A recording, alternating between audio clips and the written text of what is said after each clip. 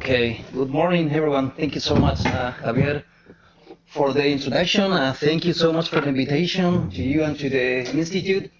As Javier mentioned, the draft I prepared for this presentation is entitled Comparing the Left Behind, Correlates, Consequences, and Open Questions. And this is part of a project that is funded by the Ministry of Science in Spain, and this is the first data collection in the project. So what I'm sharing with you today is the first analysis we run. So feedback is always very welcome. It is particularly welcome on this occasion because we are trying to make sense of our data for the first time in a structured manner, so to say. So for the structure of the presentation, I'm not inventing anything new. Introduction, some theory, data methods, some preliminary remarks with some future ideas we have for the analysis. And I guess the main idea in this project is this concept of the left behind, which taps into the understanding that there is something going on with some people who feel unfairly treated as compared to other groups. And the theory follows because they feel that way, they behave in the electoral arena in a certain way. And the correlation in the literature is often with the radical right, although not exclusively, but it is mainly connected with the radical right. Here you have a collection of articles, books, in which there is an explicit link between the idea of left behindness. Some people feel or are, depending on the logic of the analysis, unfairly treated vis-a-vis other groups, and this translates into electoral behavior. For example, this has been explored more in depth for the Brexit and voting for Donald Trump, using different logics, and that's one of the points in this analysis. So what we have, particularly when we pay attention to left behindness at the individual level, is that it is operationalized in very different ways. Sometimes this is about what's going on with social capital. Sometimes it's with social class, with a resentment, with a comparative worsening of the economic situation, but it can also be a comparative resentment with representation mechanisms. So it's a whole bunch of different mechanisms operating that could potentially explain voting for certain parties, particularly of the radical right. And what we want to do in this analysis, in this project, is, well, measure explicitly feelings of left behindness. We want to do this on two related but different dimensions, a socioeconomic dimension and a political dimension. And we also want to know what are the main reasons behind. Because if we are really talking about different mechanisms, we could and we should find that people feel left behind for different reasons, and this translates potentially differently in the electoral arena. Also, and this is a final step that is not so explicitly included in the analysis, but we will do in the future, hopefully, that is taking into account individuals' identities, so that people can think of themselves in very different ways. This can lead to different feelings of left behindness, but even if it doesn't, it can translate differently into voting. So we have different points of reference to see what's going on with the electoral behavior of people who feel, again, unfairly treated. So the key motivation is measuring left behindness as an individual subjective perception, and this is important because we are not really dealing with objective left behindness, but the extent to which people feel left behind, and therefore we take into account objective characteristics, but we do not infer left behindness from these objective indicators. So that is what is at the core of the project. And if we had to think of theory and what are the antecedents of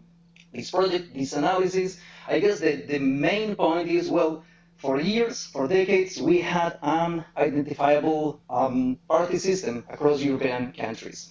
Different in the sense of which parties were more or less successful, but we could see more or less that some parties were dominating electoral competition, socialists, Christian Democrats in many countries, and these parties were competing mainly, although not exclusively, on an economic dimension, paying attention to redistribution, the intervention of the state in the economy, and related topics.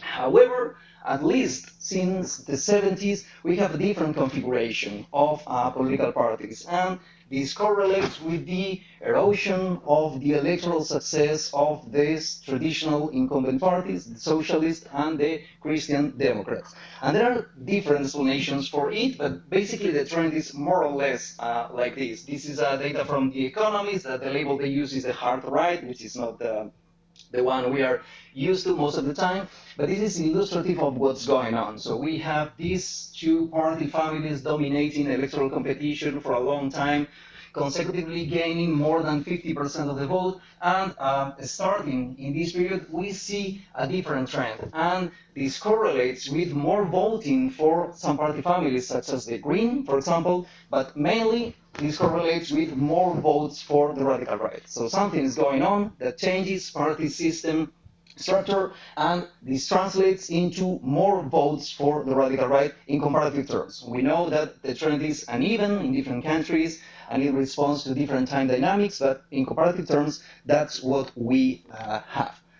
And this can be explained by many different reasons. And here you have three relevant theoretical explanations for why this is happening. The first one is value change. So something is going on in contemporary societies that make people feel differently about the basic foundations of our social, political, and economic systems, and this affects both differently. For Kitzel, this could explain voting for Green parties at some point, and for other parties, for other authors thinking of the theory of backlash, for example, this could explain voting for the radical right. We also have the idea of the losers of globalization, so that modernization creates losers and winners, and those disappointed with how things are going because of globalization vote more often within this theoretical framework for the radical right. And connected to the idea of the losers of globalization is the idea of the left behind, that people feeling left behind, unfairly treated, that feel they are losing in the contemporary political arena are those voting for different radical parties, mostly radical right parties. I included here this theoretical discussion, relevant but not at the core of what I am presenting today, that is, well, the extent to which this is a new cleavage or something different. That is connected but not central to the discussion today. It will be central at some point for other paper, but not for today. So, what's the key so far? I would say, so if I had to summarize the state of the art, is that the left behind label can be useful to explain electoral behavior, but so far has been used in many different ways, compatible ways sometimes, but very different. It can be applied to places, but also to individuals. Within places, this can be cities, regions, or countries. You can see that some countries are left behind, some regions are left behind, some cities are left behind. And for the individuals, it can be used to refer to a combination of economic and political aspects, ultimately triggering left behindness. Economic deprivation, job instability, nostalgia of the past, falling short in education attainment, all these are actual operationalizations in papers of, well, who are left behind when trying to explain electoral behavior.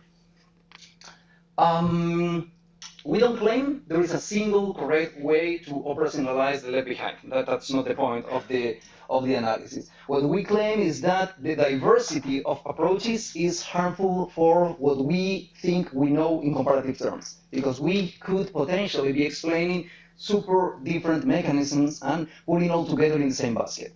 And we think that having specific indicators of left behindness at the individual level can be a useful way to try and move forward with this agenda. That's why we think we should measure feelings, again, subjective perceptions of left behindness at the individual level, asking about dimensions and asking about reasons why people feel left behind.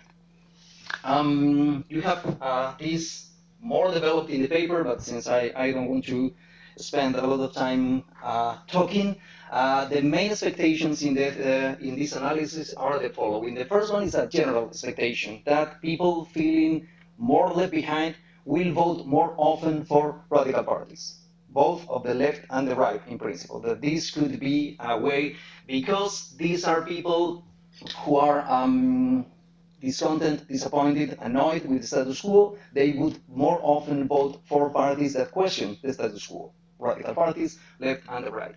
For the dimensions and considering what are the main electoral agendas of radical parties of the left and the right, we think there could be a correlation between the feelings of left behindness in the socioeconomic dimension and voting for the radical left, and feelings of political left behindness and voting for the radical right. This is 4 dimensions. And then we also think we could find some differentiated effect for the reasons. So not only for the dimensions, but for the antecedents of the feelings, which is something slightly different. And we think that economic reasons will strengthen the link between left behindness and voting for the radical left, and cultural and political reasons will strengthen the link between left behindness and voting for the radical right. So it's 2 different steps of the analysis. Ideally, with the personalization of variables, it will become clearer in a moment.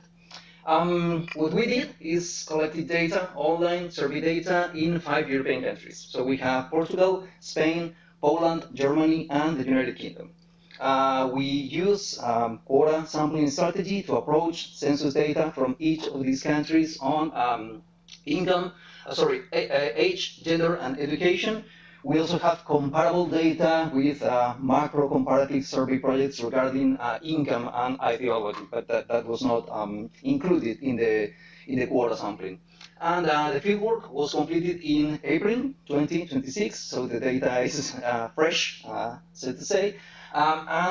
We were aiming at more or less 10,000 observations in the end, 2,000 in each country. After we applied the different quality controls that are explained in the paper, we kept 10,053 final observations. So that's the final sample for the analysis.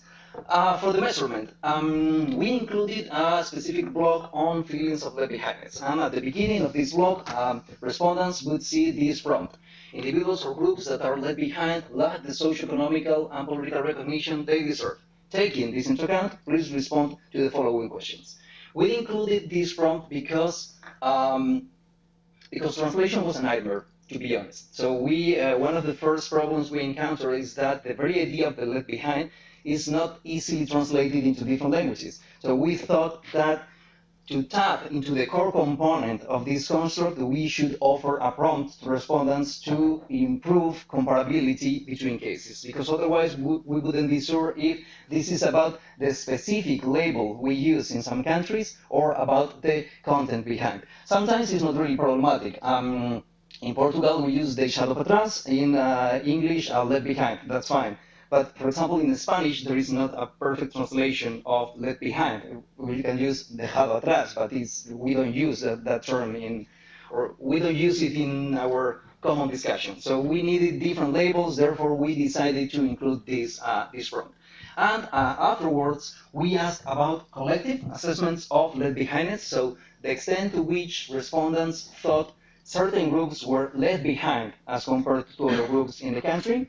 And here, the reference point was the respondent. So we were asking people your age, people your ideology, people your gender, people your sexual orientation, because we wanted to know how they felt using these specific identifications for left behindness. Then we asked about individual assessments of left behindness, the extent to which they felt left behind, asking about the socioeconomic and the political dimension, and then reasons behind, including a list plus an open response. And in the list, they could see, I feel left behind because of my age, my social class, my income, my sexual orientation, because of the rural place I live in, because of the urban place I live in.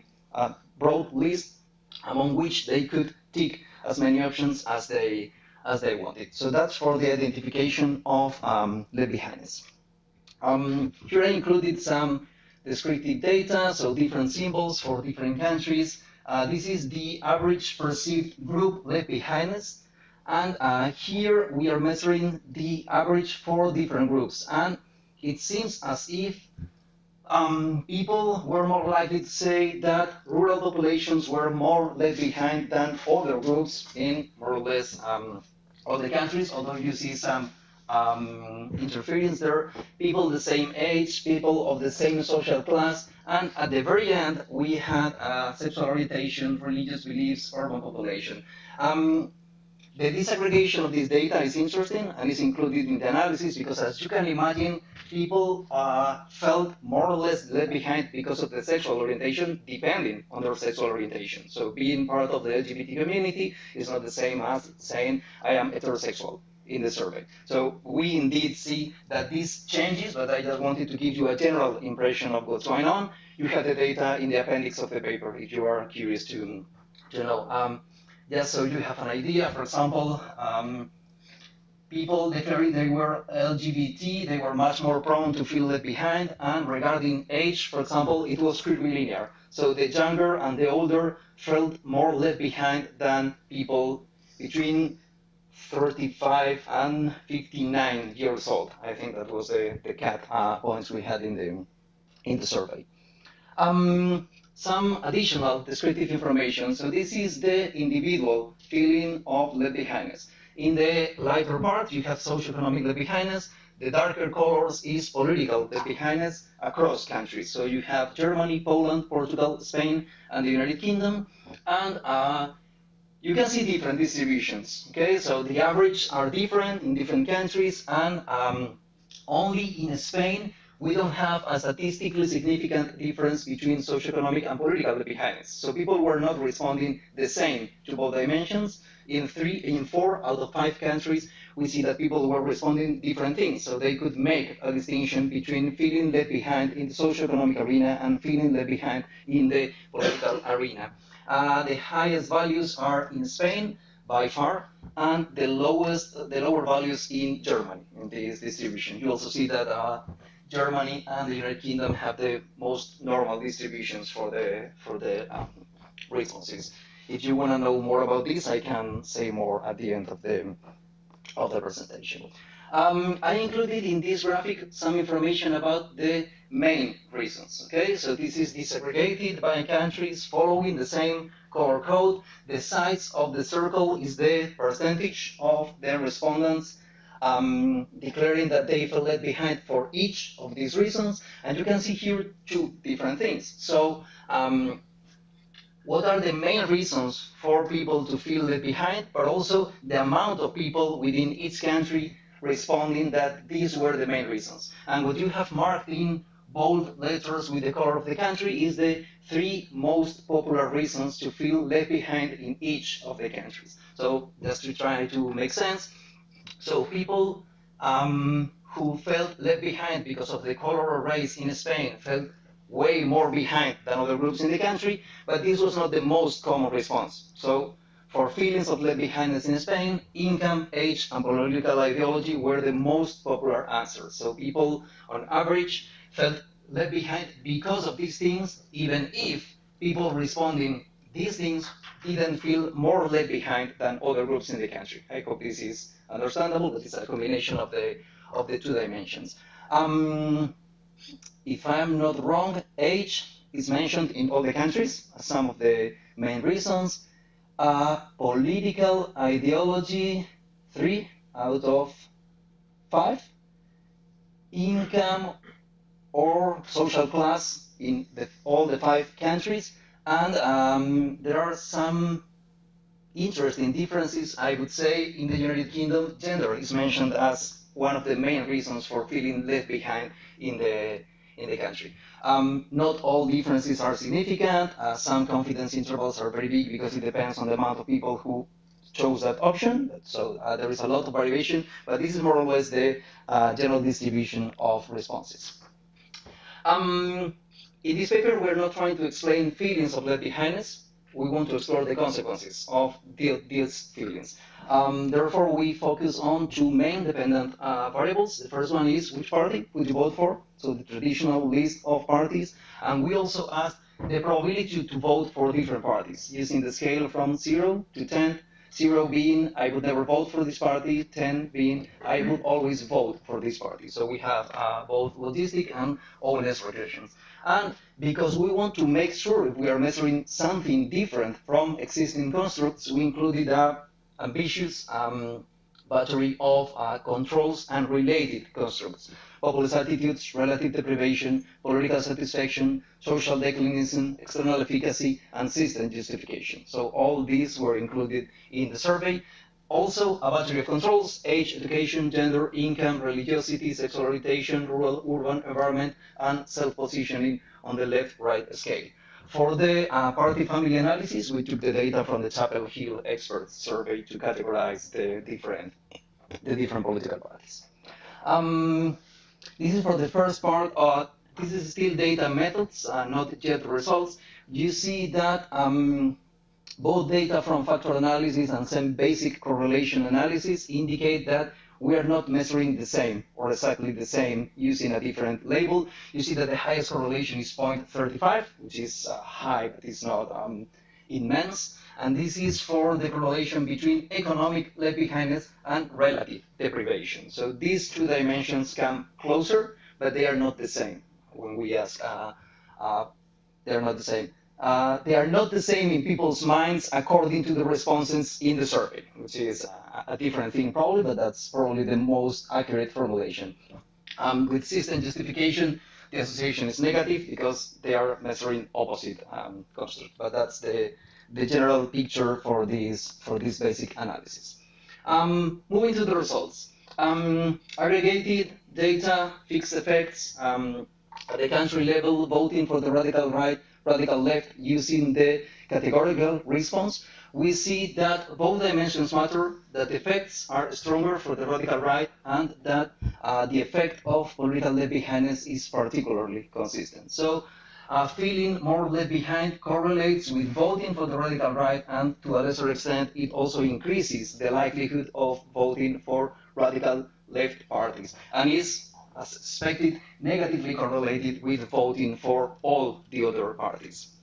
As you can imagine, there is country variation. So here is for Germany, Poland, Portugal, Spain, and the United Kingdom. And the heterogeneous effects can mostly be seen for the radical left. So for the radical right, the association is quite consistent. We see positive effects across all countries and across dimensions, but for the socioeconomic dimension in Germany. But for the radical left, it's not so clear. And we have in Spain close to zero, in Portugal close to zero in one of the dimensions, in Germany it remains a significant effect, in Poland for one of the dimensions, so it's not as straightforward as in voting for the radical right. We can also see this using OLS analysis, using the probability to vote question, not the categorical response, but the probability to vote for different parties. And in Spain, the association is indeed negative when we take this response, which we believe can be explained because voters of the incumbent party, the Socialist Party, also rank high on the probability to vote for these two parties because of the coalition system and ideological affinities between them. Therefore, there could be an incumbent effect affecting this negative association for Spain. We have positive effects in Portugal, positive in Germany, and in Poland only for the political left behindness dimension in voting for Razem, not for the other, not for Lewica. Again, the picture is clearer for the radical right, so much more consistent effects in voting for the radical right across countries. Portugal, Germany, United Kingdom, very clear. In Spain, it's not significant in voting for Alianza Catalana. The political left behindness dimension does not correlate with a higher probability of voting for this party. In Poland, we included both the party and the coalition, Konfederacja and Konfederacja Koroni Polskiej. And for the socioeconomic dimension, we didn't find a statistically significant effect here. We need to pay closer attention to the data to see what's going on here, if it's a noise or if there is some kind of pattern we could explore and exploit. For the last hypothesis, so the predicted different effects depending on the main reasons mentioned, we created some rough categories for this analysis, grouping economic motives, political motives, territorial and identity motives, and there is nothing so far. This can be because of this raw categorization that we conducted for this first analysis, but with this data, neither H3A nor H3B can be confirmed. There is no difference. So people who feel more left behind vote more often for radical parties, mostly of the right, but we don't seem to find differentiated effects depending on the main reasons indicated for those feelings of left behindness. So what are the preliminary remarks? I basically said something a minute ago, but well, left behindness seems, this oversimplification of left behindness seems to capture something distinct from existing concepts. So we're not measuring exactly the same using different words, which would be very bad, because it means we are not only not helping, but overcomplicating things. So it's good news that it seems that we are measuring something different. This measurement predicts voting for radical parties across countries, but we have heterogeneous effects. And it seems to be the association particularly consistent in voting for the radical right, not the radical left. And the role of the specific motives remain unclear so far with the analysis we conducted. What do we want to do? Well, for the paper, we need to further develop expectations. Theory should be improved. We want to incorporate collective left behindness in the analysis of the results. So I showed you some descriptive data, but we did not include them in the regression analysis in this so far. For the voting behavior, we need to refine differences between dimensions when we are thinking of the motivations, and then we also want to explore abstention as one potential outcome. I included a couple of figures in the paper. There seems to be no positive association, but that doesn't mean we shouldn't think about it in theoretical terms and try and be clearer about it. And we also need to explore mechanisms and try to make some interactions with some objective indicators to see what's going on for different people. That's probably the most urgent pressing matter for the immediate future.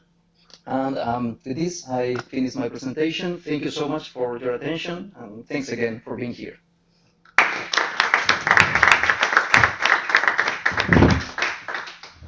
All right, let's start the Q&A, please. Thank you for the presentation. So I agree.